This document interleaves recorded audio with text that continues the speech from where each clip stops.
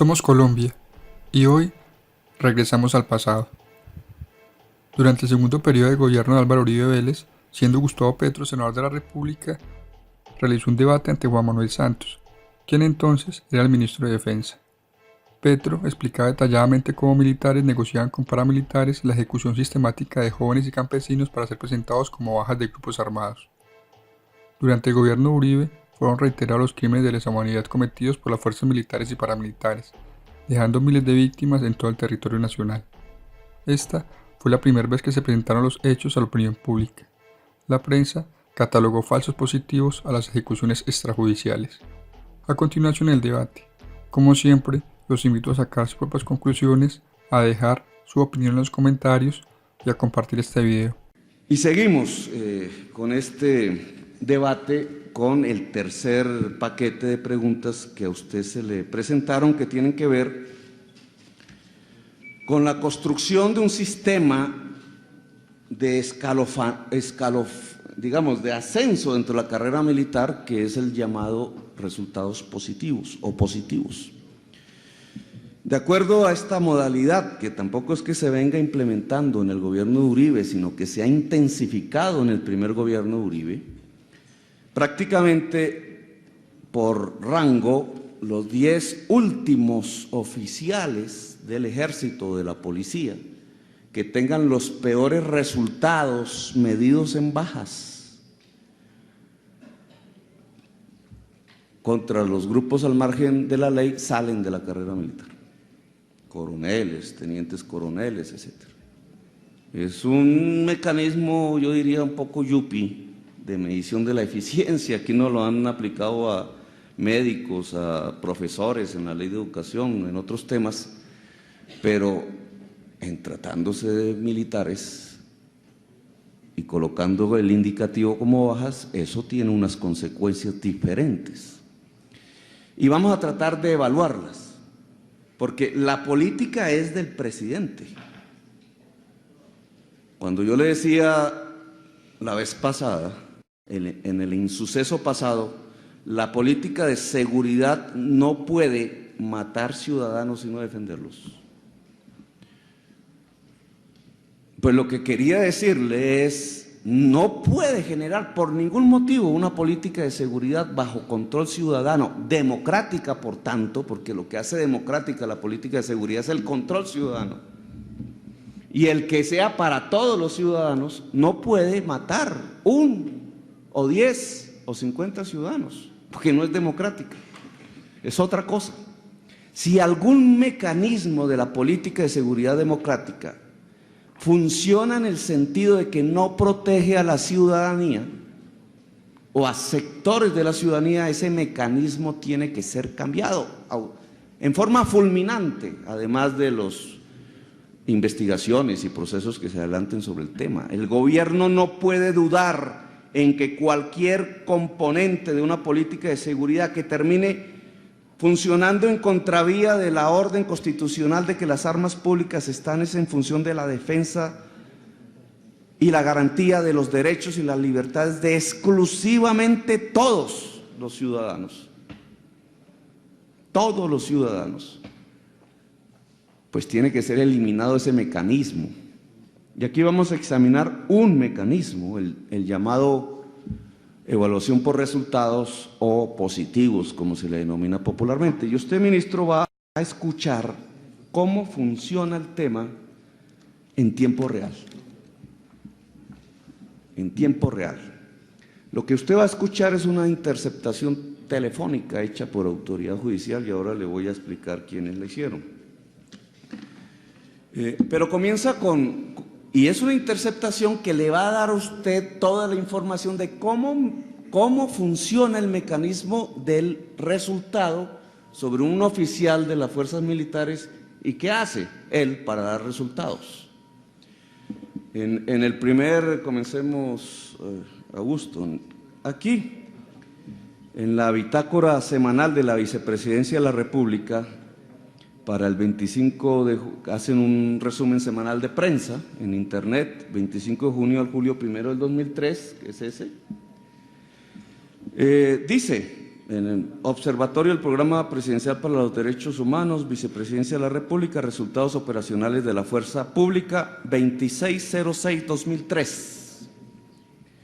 En la vereda La Vega, municipio de Biotá, Cundinamarca, se presentaron enfrentamientos entre tropas del Batallón de Infantería Colombia número 28 y miembros de las autodefensas, donde fueron abatidos 2 presuntos integrantes de este grupo.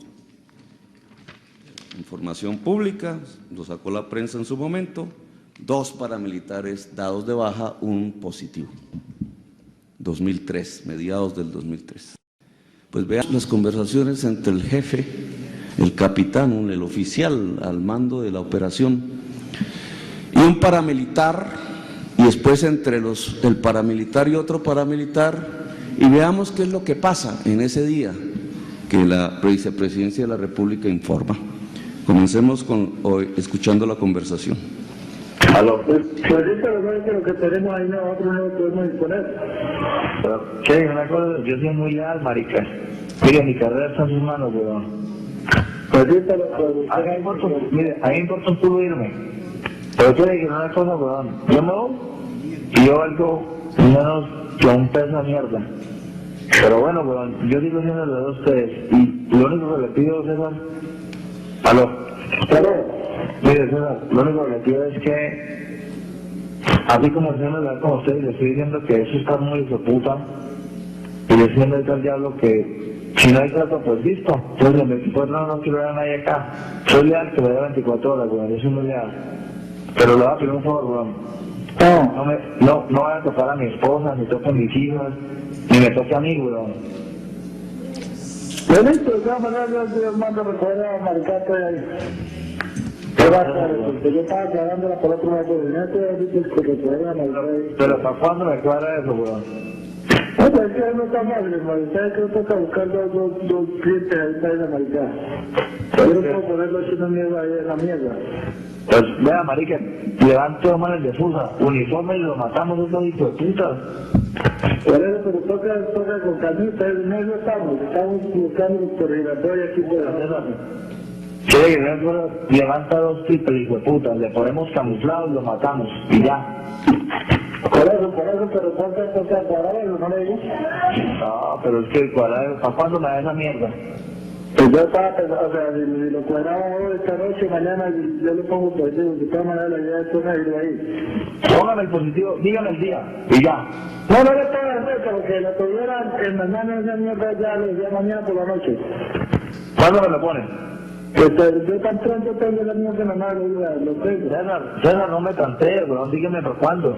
Es que no puedo decir ni para cuándo, porque usted hay que ver para cuando yo estoy hijo puta todo el día. Este es entre los 2 paramilitares ahora. Aló. Dígame, viejo. ¿Qué pasa, Belén? No, y el hombre que... No, yo escuché por ahí es que lo está pidiendo también el hombre de arriba para salvar el pellejo él también. Sí. Pero, ahí con el que hablamos arriba donde comimos esa picadita rica, ¿de acuerdo? Ahí escuché un mensaje que le colocó al hombre y tal. Pero como yo le digo, hermano, para mañana no hay nada, pero denos 8 o 15 días nosotros le cuadramos cuestiones, hermano. Pues que nos dé tiempo, hermano, porque si quieres que ya, hijo de puta, ¿y cómo vamos a hacer a maricar? Mañana no podemos nada, mano. Porque para esa mierda, imagínense. Vamos a ver si podemos todos hijos de puta para dar de bus a algún lado, los traemos acá y listo. Así ya ha embarcado braviados hijos de puta, si quieres. Pero claro, está haciendo de puta siempre por ahí cagilado y Aló. de las malas. Aló. César. Sí. Coja 2 hijos de putas allá. No es que el hecho no es cogerlos, el problema es llevar el triple de puta, hombre. Vea, coja 2 triples de putas y tráigalos. Y mañana le hacemos la vuelta aquí con soldados míos, weón. Deme un changón y un fusil y sale. No, es la otra, que yo llamé abajo y que fusil no era ni uno. Bueno, entonces deme un changón y una ametralladora. Un changón es una mierda para ir una pistola, alguna maricada. Bueno, deme un changón, una pistola y un revólver y granadas de mano. Yo las pongo. Las granadas me las pone usted. Yo las pongo. Deme 2 manes, un changón, una ametralladora, una pistola y 2 granadas de mano. Yo las pongo. Mucho. No, ayúdeme para eso, hijo de puta, y yo le ayudo. Yo le pongo los dos manes, le pongo el changón y le pongo una metra. 2 changones, 2 manes, un changón, una metra, ¿y listo? Listo. Bueno, entonces dígale al diablo que mañana se reúna conmigo a las 10 de la mañana. Y le ponemos las granadas. Y yo le pongo la granada. Un changón y una ametralladora. Y la moto. Listo, la moto. Y yo voy a hago la vuelta y los matamos. ¿Listo, sale? Bueno.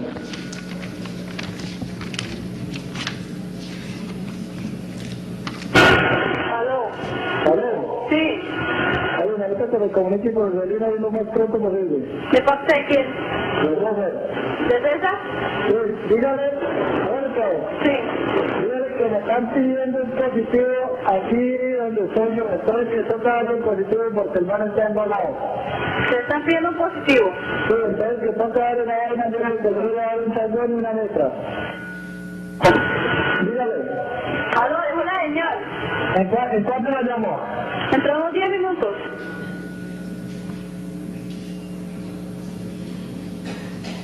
Aló. Yo, mano. Yo, panita. No le pagan, necesito triple de puta que resabe, no sé cómo me lo corría, pero para esta noche. ¿Dos qué? Dos de resabe, corría, el remoto, no sé, yo lo mando un tema que caleta, yo no sé qué haga. Listo, mi viejo. Entonces, pero necesitamos esta allá, marica. Bueno. Entonces, si me a las 2 de la noche me lo tiene, llámame y nos vamos a llevarle. Bueno, listo, mi viejo.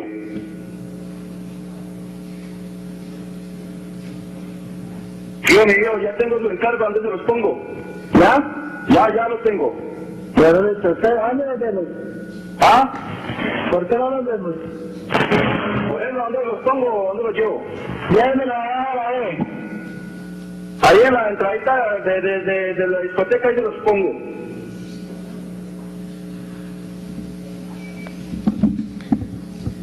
Y los colocaron.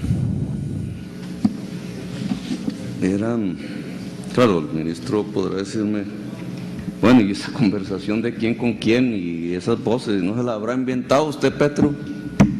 ¿No será uno de los que habla? No, mira, el señor vicefiscal, anote.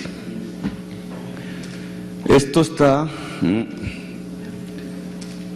radicado en la UDH y DIH 173 y nos muestra que el capitán del Ejército Nacional, Edgar Arbeláez Sánchez, y el cabo primero del Ejército Nacional, Eduardo Enrique Márquez, fueron sindicados de la presunta comisión de los delitos de homicidio agravado en concurso con la realización de ilícito de concierto para delinquir, inciso segundo, habida consideración del prohíbe de fecha abril 27 del 2004.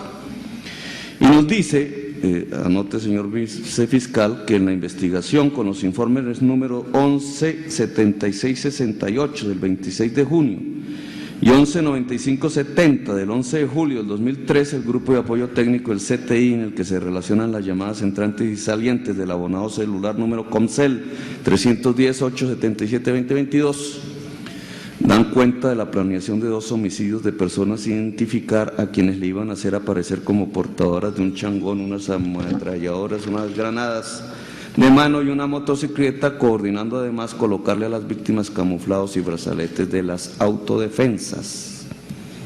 Los muertos son los ciudadanos Alonso Rincón León y José Alfredo Castañeda, comerciantes de Corabastos que iban a la región a comprar mercancías para vender en Corabastos y terminaron en esta situación. ¿Qué nos muestra la grabación, ministro? Año 2003. Bueno, fuera de entender por qué los paramilitares sienten que es más importante las armas que los seres humanos. Estos seres humanos no son guerrilleros ni nada, los cogen al azar para darle un positivo a un capitán del ejército con el cual tienen unas relaciones de amistad y lealtad, dice la comunicación. Pero aquí, para el debate, lo importante es ver qué le pasa al capitán. El capitán Arbeláez está presionado, él y su familia, en su carrera militar. Ha establecido contactos con los paramilitares, de por sí ya ese es un delito. En las conversaciones completas usted se podrá dar cuenta que incluso la muchacha que hable, que es la recepcionista, la coge presa a otro oficial del ejército y aparece en la prensa. Y él la hace liberar, porque los paramilitares le exigen la liberación de la muchacha a condición de colocar los, como ellos llaman, los HPs como positivo. Otro delito. Un oficial hace las cosas bien y ya metido en este problema libera a una persona integrante de un grupo al margen de la ley. Pero lo que le pasa al capitán Arbeláez es básicamente que está presionado. Él lo que busca es presentar un positivo. Lo dice en las conversaciones. Necesito un positivo, necesito dar resultados, pues seguramente a sus jefes. Por este mecanismo que se ha implementado de, digamos así, depuración de las fuerzas militares, pero que por estos hechos termina siendo una depuración al revés. Porque obviamente el señor presenta el positivo, el capitán, y la vicepresidencia lo saca a la prensa en su página de internet, pero no es más sino el asesinato de 2 ciudadanos indefensos, por el cual él está siendo investigado y tiene resolución de acusación. Lo que yo creo pertinente para el debate es por qué el sistema de positivos, de muestra de resultados, está llevando a estos oficiales a quebrantar la ley. Un hecho aislado. Veamos si es un hecho aislado. Antioquia. Informe del Comité Institucional. Esto no es una ONG. Aquí está la Gobernación de Antioquia, la Defensoría del Pueblo, la Fiscalía tiene un delegado. Sí, pero habíamos hablado, señor presidente, que el video me lo quitaban del tiempo, así que no me interrumpa mi intervención. El alto comisionado de las Naciones Unidas para los Derechos Humanos, organizaciones civiles, es un comité institucional a nivel departamental que ha hecho una serie de exploraciones sobre lo que está pasando en los 2 últimos años, todo lo que viene corrido del 2005 y lo que va del 2006. ¿Qué ha encontrado esta comisión institucional? Ahí hay uno, volvamos atrás, hay unos nombres, esta es una lista, es una parte de la lista. La lista tiene una serie de nombres de ciudadanos, ustedes pueden escogerme cualquiera y yo rindo aquí el informe que está en la Comisión Institucional de Derechos Humanos. Juan Quintero, John Jairo Arango, asesinado el 1 de febrero del 2005 en Argelia. La denuncia es que es oficiales del Batallón Granadero de la 4ª Brigada, así sigue un listado. Pero ¿cómo son los casos de estos asesinatos que están siendo investigados? Vamos a colocar, solo voy a hablar 3 por razones de tiempo. Luis Argiro Agudelo, Luis Albeiro Avendaño Muriel y John Jairo Bernal, campesinos de la vereda Santa Marta del municipio de Sonsón. El día 4 de mayo del 2005 fueron sacados de sus viviendas por uniformados, al parecer adscritos a la 4ª Brigada del Ejército Nacional. A sus familiares les informaron que ellos serían llevados al municipio de Argelia, en calidad de detenidos por ser integrantes de la insurgencia. Al día siguiente fueron asesinados en la vereda del Tesoro de Argelia, siendo reportados como guerrilleros dados de baja en combate. Otro caso. María Graciela Santamaría Galeano, campesina que se encontraba en estado de gestación, retenida el 28 de mayo del 2005 cuando se encontraba en la vereda Los Medios del municipio de Granada, por personal uniformado al parecer perteneciente al batallón de artillería número 4 Bajes, de la Brigada 4ª del Ejército Nacional, cuando se encontraba en compañía de su tía Nelly el Socorro Santamaría Galeano. Campesinos de la región alcanzaron a observar que el día 29 de mayo, María Graciela era conducida por el ejército en los alrededores de la vereda La Quiebra de este municipio. La familia Santamaría Galeano recibió la noticia el 31 de mayo que el cadáver de María Graciela había sido conducido por el ejército al municipio de Cocorná, luego de ser reportada como guerrillera muerta en combate. Gabriel Valencia Ocampo, campesino habitante de la vereda San Luis del municipio de Argelia. El 4 de octubre del 2005 fue retenido en el casco urbano de esta localidad por uniformados del Ejército Nacional. Al no exhibirse orden de captura, el señor Valencia Ocampo alcanzó a buscar refugio en la estación de policía. El personal de la policía al que el campesino solicitó protección procedió inmediatamente a entregarlo a los militares que lo requerían, quienes procedieron a someterle y a propinarle una severa golpiza en presencia de algunos pobladores que presenciaban el hecho. Luego fue trasladado a la base militar que allí opera. Al día siguiente, el ejército reportó la muerte de un guerrillero muerto en combate en la vereda del Zancudo de Argelia, cuyos despojos correspondían al señor Gabriel Valencia Ocampo. Todos los casos de la lista que son iguales. Se sindica al batallón Juan del Corral, al batallón Bajes, todos pertenecientes a la brigada cuarta del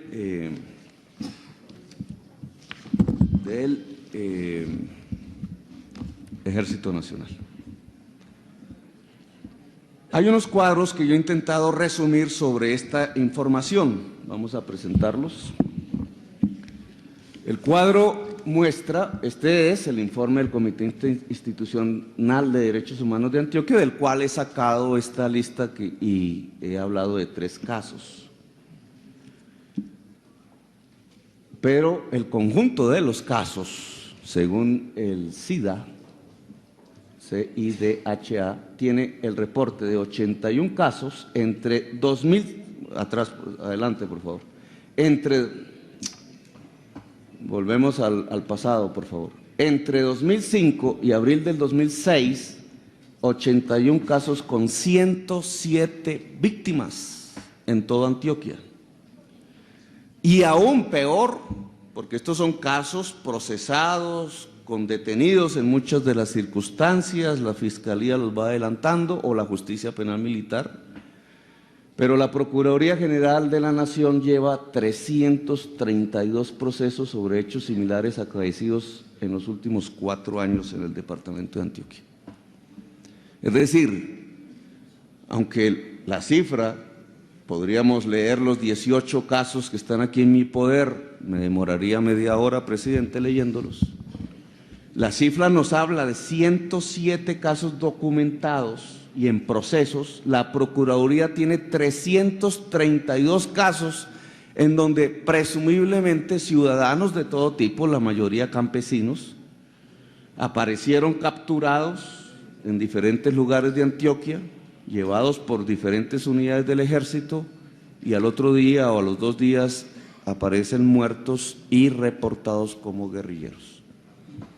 Estos son positivos dentro del sistema que estoy cuestionando, pero por el otro lado son violaciones graves de derechos humanos, al punto que este informe que se está completando va a ser presentado al Alto Comisionado para Ejecuciones Extrajudiciales de las Naciones Unidas.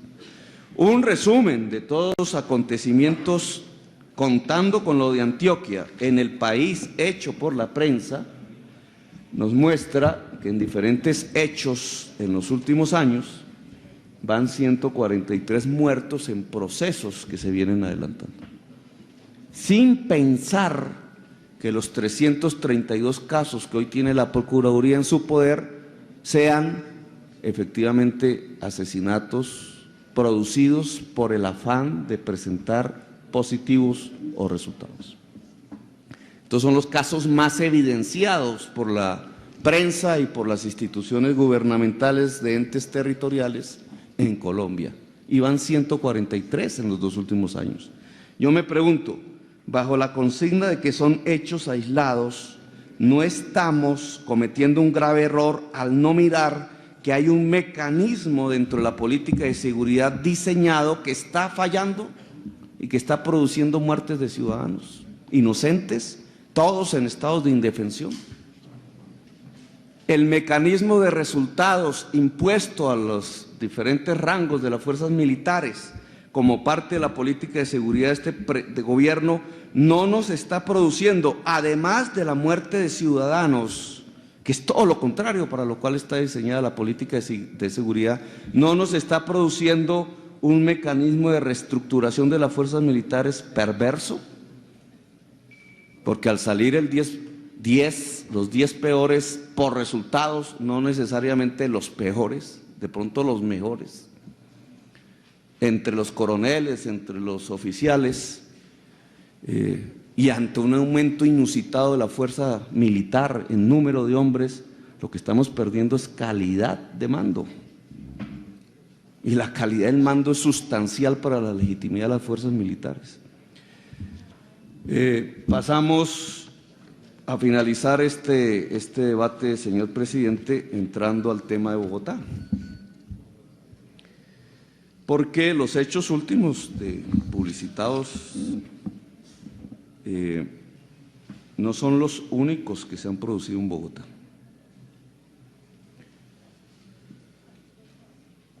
Y tengo que decirle, señor ministro de Defensa y señor vicefiscal, que en Bogotá ya se habían producido unos atentados con bomba,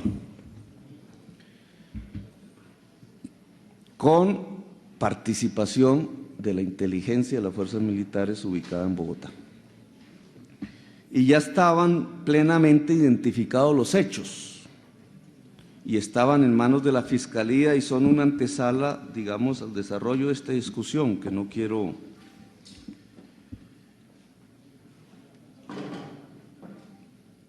Vamos a hablar de unos hechos cometidos un poco antes de la posesión del gobierno del presidente Uribe Vélez, 2002. En ese entonces, para el recuerdo de los representantes de la opinión pública, hubo una hondanada de hechos terroristas. Entre esos, una bicicleta bomba. Si ustedes mal no recuerdan, la colocaron junto a una cafetería y allí murió una menor y 6 policías. Murió la menor Joana Sara Tevilla, Jorge Iván Rivero Jiménez, policía, Luis Gabriel Martínez Vázquez, policía, Carlos Aldemar Ramírez, policía, Javier Pedraza Rincón, policía, y una civil, Gladys Villamarín. Y unos días antes, comienzos del año 2002, la prensa publicó que había estallado un cilindro de gas, el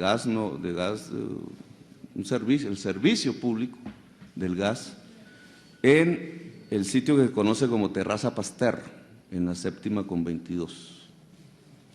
Bueno, en los procesos, señor vicefiscal, 1151A y 1151B, que tienen como materia de investigación otros hechos y otros individuos, aparecen unas declaraciones que son absolutamente ilustrativas con lo que viene sucediendo con la inteligencia militar en Bogotá, y con una frase que dijo el ministro de Defensa al final de estos episodios, en el sentido de que se puede consentir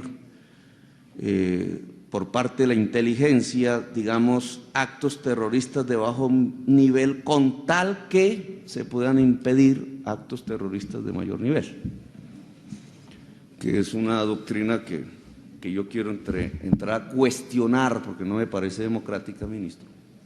Sé que se implementa, sé que es parte de una doctrina de cuerpos de seguridad en el mundo. De hecho, está en debate en Estados Unidos porque el Congreso de Estados Unidos, a través de una ley con apoyo republicano, está intentando limitar el poder del interrogador cuando tiene presuntos terroristas bajo su poder, que Bush ataca. Pero digamos, una discusión pública sobre la seguridad en Estados Unidos. Y hay esa tendencia de pensar que un cuerpo de seguridad puede hacer cosas por encima de la ley, propia de estados totalitarios y no democráticos, como la Unión Soviética en su momento, o Alemania en su momento, o España, etc., o las dictaduras del Cono Sur. Pero en una seguridad que se llame democrática, los cuerpos de seguridad tienen que actuar bajo la ley y bajo el control de seguridad, bajo el control de la ciudadanía. Mire, ¿qué nos dice estos hechos? No voy a dar los nombres propios para que no pase lo de Jessica. hay 2 informantes que fueron miembros de la FARC que se colocan al servicio del ejército, del Estado. Los voy a llamar Luis y Alberto. Vienen de una región, están en la FARC y entran a la organización que se llama de la FARC en Bogotá, Antonio Nariño, la regional urbana Antonio Nariño, que es la autora de las bombas de ese entonces, las ciclobombas. O sea, no son bombas puestas por el ejército, son bombas puestas por voluntad libre de la guerrilla, de las FARC. Pero los infiltrados están en la unidad que coloca las bombas de las FARC y están reportándole permanentemente al funcionario del ejército, un sargento, cuyo nombre propio está aquí, pero no voy a mencionar, permanentemente cuáles son los planes. Y entonces nos aparecen unas cosas terribles en estas declaraciones que usted debe tener en su poder, señor vicefiscal. Por ejemplo, sobre el tema de la bomba, que hoy sabemos era una bomba, en la esquina de la 7ª con 22, Terraza Pasteur, ni más ni menos, en un sitio absolutamente concurrido de la ciudad de Bogotá. Dice uno de estos infiltrados ante la fiscalía, o informantes, o como queramos llamarlos, que al otro día, cuando el hombre abriera el chuzo, es un señor que tiene una tienda, el señor al parecer era de las FARC y desertó, y la FARC quería matar a este señor, y este señor, dueño de la tienda dentro del centro comercial Terraza Pasteur, estaba colaborando con el Estado, con el ejército. Entonces dice que al otro día, cuando el hombre abriera el chuzo, iba a ser colocada la bomba. El sargento me dijo a mí y a Omar que la colocaran, que allá los jefes sabían, pero que querían tener credibilidad de nosotros y que si nosotros estábamos metidos realmente en la red de Antonio Nariño, siendo así, nosotros le dijimos al sargento de que por qué no le avisaban al muchacho, o sea, al dueño de la tienda, o que estuvieran pendientes al otro día para que le echaran mano a los jefes, que se llaman Julio y Alirio, alias Julio y Alirio, y a la muchacha que iban a colocar la bomba. Y el sargento nos dijo que eso ya se le salía de las manos porque él ya había recibido una orden. La bomba sonó, los medios y la policía y el mismo cuerpo investigativo de la fiscalía decía que había sido un cilindro. El ejército sabía que iban a poner una bomba en el sitio exacto, a la hora exacta, sabía quiénes, en el Terraza Pasteur, y sabía contra quién iba la bomba. Este ciudadano al cual le pusieron la bomba terminó inválido, y varios ciudadanos que nada tenían que ver con este ciudadano, por tratarse del sitio que es, terminaron heridos. Pregunta: ¿la inteligencia, cuando recibe la información, puede permitirse el lujo en una sociedad democrática de no actuar, violar el Código Penal, prevaricato por omisión, simplemente porque quiere saber más información que le lleve, por ejemplo, en este caso, a capturar al señor Carlos Lozada, jefe de un frente guerrillero en el Sumapaz? Después sucede un hecho diferente. Esta misma unidad que coloca la bomba en el Terraza Pasteur empieza a planificar colocar la bicicleta bomba en el barrio Fátima.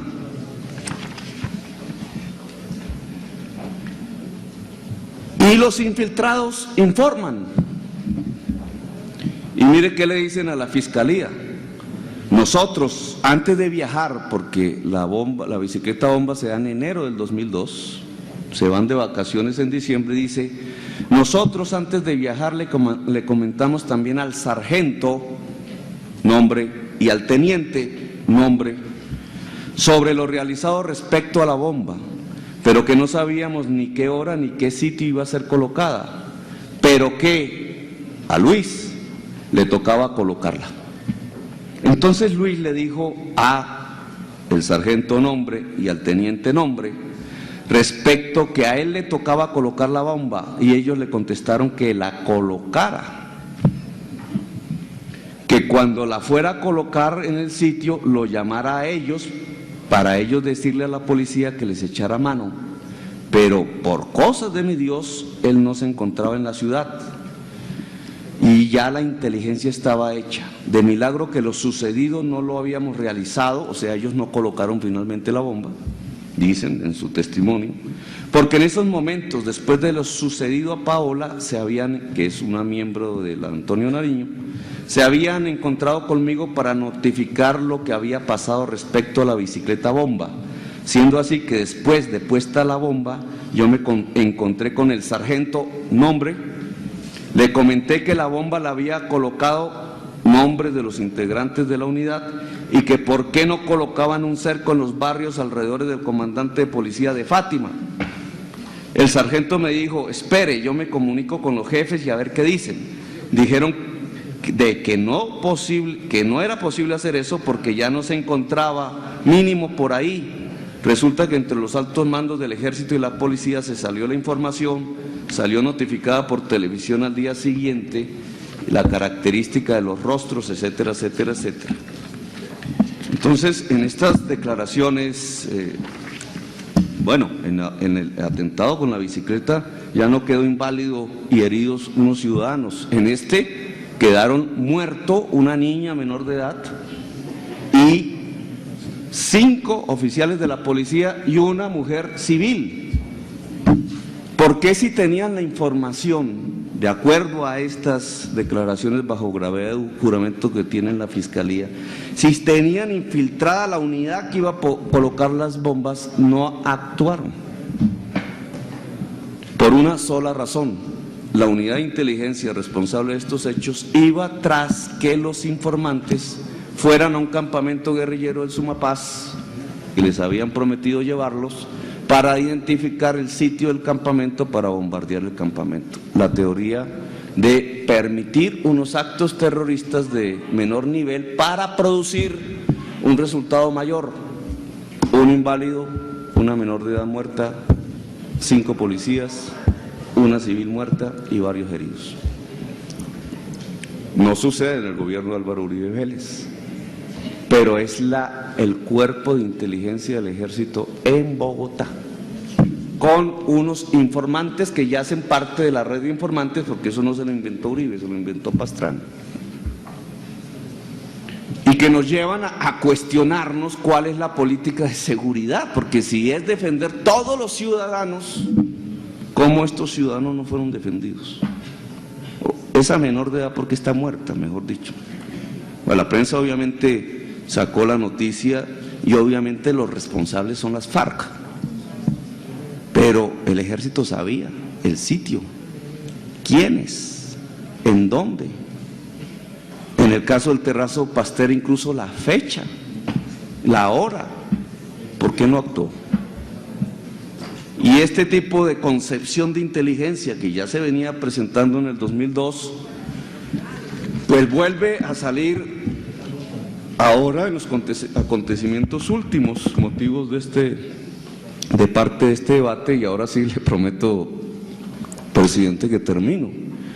Mire lo que dicen en los días recién pasados los funcionarios del Estado en nuevas y abiertas contradicciones y sobre los hechos de otros atentados con bomba en Bogotá, en donde también aparece una informante que extrañamente el presidente de la República coloca como persona que apoya al Estado en un discurso, y al otro día aparece la Fiscalía deteniendo por comisión de terrorismo y otros delitos, sobre los cuales yo no voy a calificar porque no tengo ni idea cuáles de las... ¿Quién miente, digamos? ¿Quién tiene la razón?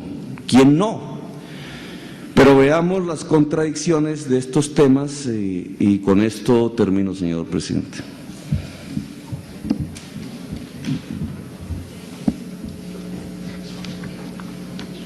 El reciente atentado con un carrobomba en el que resultaron heridos varios soldados y muerto un ciudadano fue atribuido en su momento a grupos al margen de la ley, así como el supuesto decomiso de varios explosivos en los últimos 2 meses, al parecer no corresponde a la realidad. Estos engaños podrían haber sido perpetrados por personas inescrupulosas, entre las que se encuentran 2 oficiales del ejército. Aquí, después de que Mario Montoya, el general actual comandante del ejército, presume que 2 oficiales están comprometidos en algo que se ha constituido, y eso sí lo afirma, en un engaño para la opinión pública, las bombas que supuestamente puso las FARC. En julio, después de la elección presidencial de este año, el viceministro de Defensa se refiere a esa declaración el viernes 8 de septiembre y dice que podría, y la palabra podría hay que rescatarla en ambas declaraciones, ninguno afirma. El único que afirma es el general Montoya, que se engañó, que los hechos fueron engañosos, afirma. Después dice, y presumiblemente hay 2 integrantes de las fuerzas militares. Usted también coloca la palabra presunción, o podridas, dice, podría tratarse de algunas manzanas podridas, interesadas en las recompensas. Usted afirma que el móvil de estos presumibles miembros de las fuerzas militares que estarían en una acción que afirman ustedes es engañosa a la opinión pública, usted vuelve y afirma están interesadas en las recompensas. Y descartó que fuera una estrategia para dar positivos ante las exigencias del gobierno. Bueno, ese último punto, señor ministro, yo lo cuestiono, porque lo que yo he presentado aquí, en buena parte de mi intervención, es que es precisamente la estrategia de presentar positivos lo que está llevando a una serie de comisión que usted llama hechos aislados. Para mí un hecho aislado y otro hecho aislado es un hecho acompañado de asesinatos de ciudadanos. Pero siguen ahora pues viene el presidente. Tengo las respuestas del fiscal, dicen que esta información ya la conocía la Fiscalía desde el mes de julio, es decir, 10 días después de los atentados. Esto no es nuevo, esto no los cogió por sorpresa. La Fiscalía ya tenía un informe de la policía, Dijín y Sijín, que venía haciendo una labor de inteligencia sobre el ejército, y presentó el informe a la Fiscalía como era su deber hasta ahí, y durante varios meses se mantuvo en proceso de investigación dentro de la Fiscalía. Por alguna razón, de algún lado salió una filtración que movió presurosamente al general Montoya y al doctor Santos a hablar en este día 7 y 8 de septiembre, varios meses después de que la Dijín y la Sijín hubieran presentado el informe a la Fiscalía. Ahora el presidente dice el domingo 10 de septiembre lo siguiente, y siguen las conversaciones. Acabamos de terminar una nueva reunión del Consejo de Seguridad y, de acuerdo con la información final del señor Fiscal General de la Nación, el hecho aún no está probado. La respuesta que tenemos hasta este momento es, de parte de las autoridades investigativas, que los militares aludidos aún no se les ha comprobado que estuvieran incurriendo en acciones criminales, que hasta ahora lo que hay es que se encontraban en un procedimiento de inteligencia para proteger a la ciudadanía.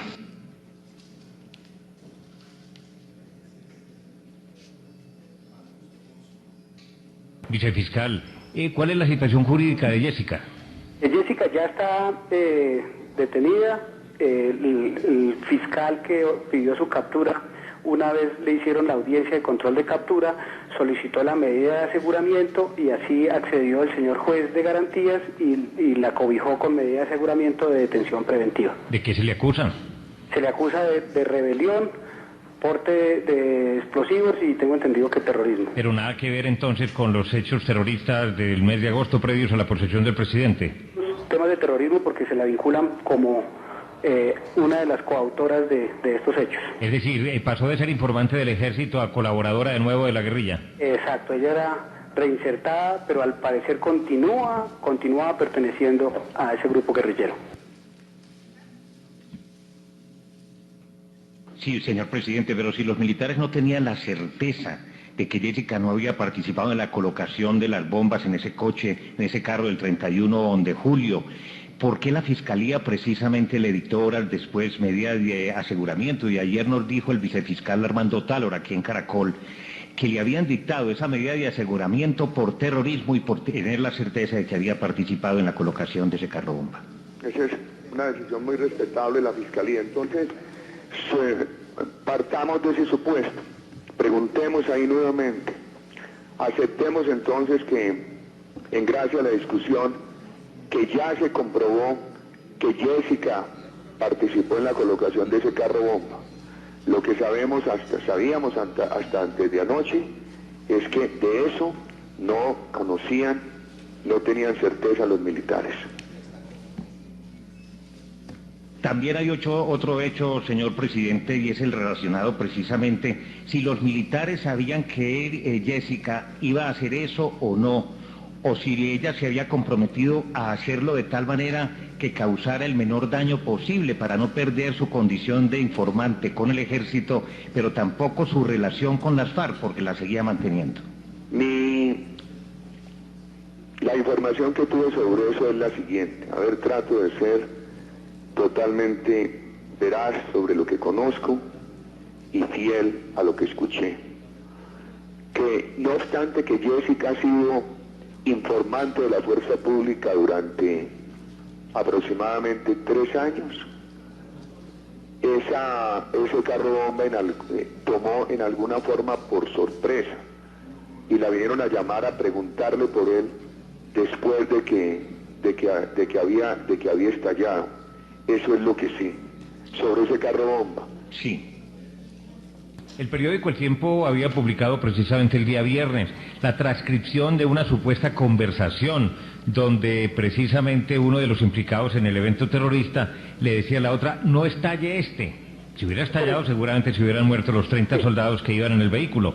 ¿Qué veracidad y qué fundamento tiene esa cinta que dice haber conocido el periódico El Tiempo? Frente a ese tema, Darío, lo que me informan a mí es que los que hacen referencia son civiles. Ahí el que hace referencia es la señora con otro civil en la que le está haciendo esa manifestación de que no estalle. Pero no, en ningún momento me aclaran que sea un oficial el que aparece en el contenido de esa conversación y haciendo referencia a esos hechos en particular. Es decir, sería Jessica con un civil cualquiera que otro terrorista. Exacto, Darío. Pero no con ninguno de los militares mencionados. Ninguno de los militares es el que interviene en ese aspecto en particular. Presidente, mira, hasta aquí, pues en este mar de confusiones entre unos y otros, el vicefiscal afirma que la famosa conversación que dicen no estalle es entre 2 civiles, Jessica y otro civil. En sus respuestas a este cuestionario, usted dice que el otro civil está también en la operación encubierta. Es decir, el otro civil, como Jessica, también están en articulación con las fuerzas militares. Eso es lo que me dice en mi cuestionario, a menos que usted haya escrito mal. Pero usted dice el otro civil también está en la operación encubierta.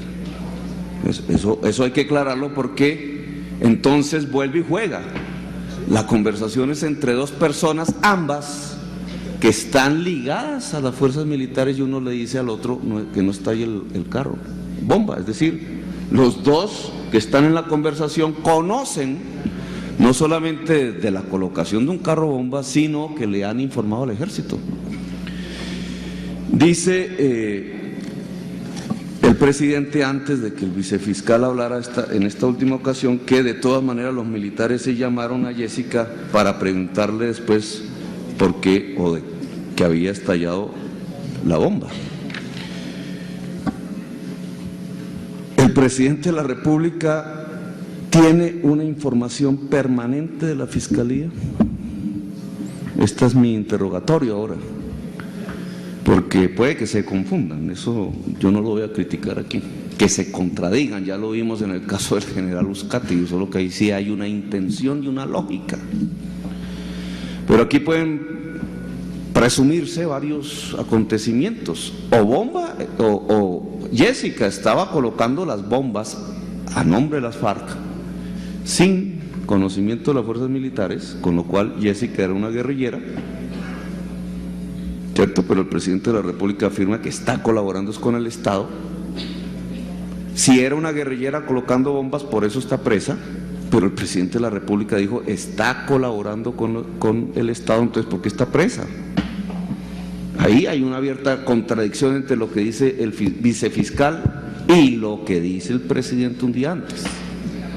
Ahora, el ministro de Defensa al principio dice, podría ser que militares, lo dijo también Montoya, estén haciendo las operaciones de colocar las bombas.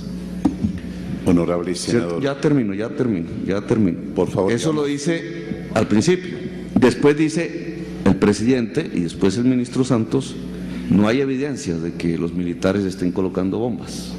Después dice el ministro Santos, puede hacerse unas operaciones de inteligencia que permitan, en este caso, colocar bombas con tal de impedir hechos más graves después. Volvemos al tema de la bicicleta bomba en el barrio Fátima. ¿Quién pone el límite? Y si Jessica estaba actuando con los militares, informando sobre hechos de más bajo nivel terrorista, esperando impedir uno de más alto nivel terrorista, ¿por qué está presa Jessica? Son, digamos, las contradicciones. Usted afirma en su interrogatorio aquí a la comisión que usted no ha visto los videos, las cintas, ni las grabaciones, ni las interceptaciones telefónicas. Lo tiene el fiscal del caso y no ha dado informe. ¿Por qué entonces se afirma que no hay indicios de lo uno o de lo otro? Si usted no ha visto las pruebas. O peor aún, ¿por qué el presidente de la República tiene que recibir un informe de la Fiscalía que no sea por el que ordenó la Constitución, que tiene una reglamentación propia?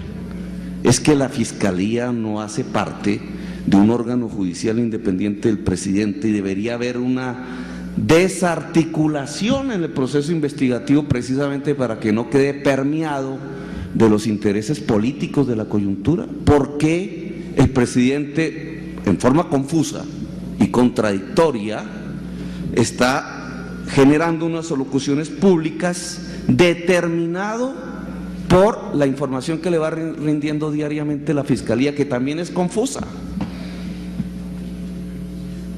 A mí me parece que lo que debería es actuar ya en este momento la Fiscalía, con independencia del presidente de la República. ¿Por qué el fiscal Iguarán actúa como si fuese un niño regañado en el Consejo de Seguridad? Si él es un poder independiente del presidente de la República, así sea el jefe del Estado, jefatura del Estado, que solo puede provocar sobre la Fiscalía una entrega de informes bajo un artículo específico de la Constitución Nacional ya arreglado.